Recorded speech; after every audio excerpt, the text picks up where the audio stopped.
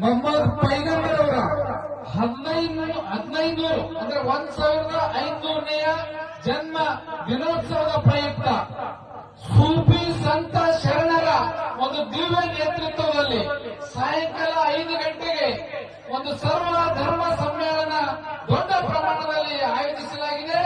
ಆ ಸರ್ವ ಧರ್ಮ ಸಮ್ಮೇಳನಕ್ಕೆ ಪರಮ ಪೂಜಾರಿಯನ್ನು ಆಹ್ವಾನಿಸಲು, ಅವರಿಗೆ ಸಾನ್ನಿಧ್ಯ ನೀಡಲು ಅಲ್ಲಿ ಬಸವ ಕಲ್ಯಾಣದ ಒಂದು ಕಾರ್ಯಕ್ರಮದ ಕಮಿಟಿಯ ಮುಖ್ಯಸ್ಥರಾದಂತ ಸೈಯದ್ ರೌಫ್ ಖಾದ್ರಿ ಅನ್ನೋರು ಪೂಜಾರಿಗೆ ಆಹ್ವಾನ ನೀಡಲು ಬಂದಿದ್ದಾರೆ. ಅದು ಎಂತ ಕಾರ್ಯಕ್ರಮ ಅಪ್ಪ ಅಂದ್ರೆ, ಇಲ್ಲಿವರೆಗೂ ಕೇವಲ 3 ಕಾರ್ಯಕ್ರಮ ಆಗಿದ್ದಾವೆ ಅವರ ನೇತೃತ್ವದಲ್ಲಿ ಇಂಡಿಯಾದಲ್ಲಿ. ಇದು 4ನೇ ಕಾರ್ಯಕ್ರಮ.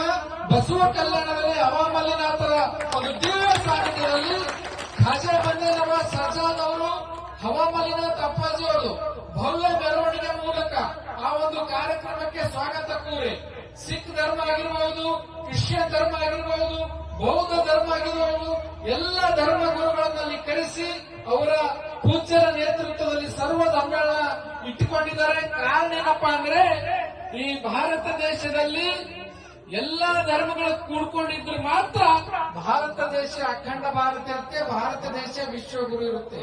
ಅಂತ ಪರಿಕಲ್ಪನೆ ಪೂಜ್ಯ ಹವಾಮಲ್ಲಿನಾಥರಿಂದ ಮಾತ್ರ ಸಾಧ್ಯ ಎಂಬುದು ಎಲ್ಲರಿಗೂ ಕೂಡ ಜನಮನ ಆಗಿದೆ ಬಂಧುಗಳೇ. ಆ ಕಾರ್ಯಕ್ರಮಕ್ಕೆ ನಮ್ಮ ರೌಫ್ ಖಾದ್ರಿ ಸಾಹೇಬರು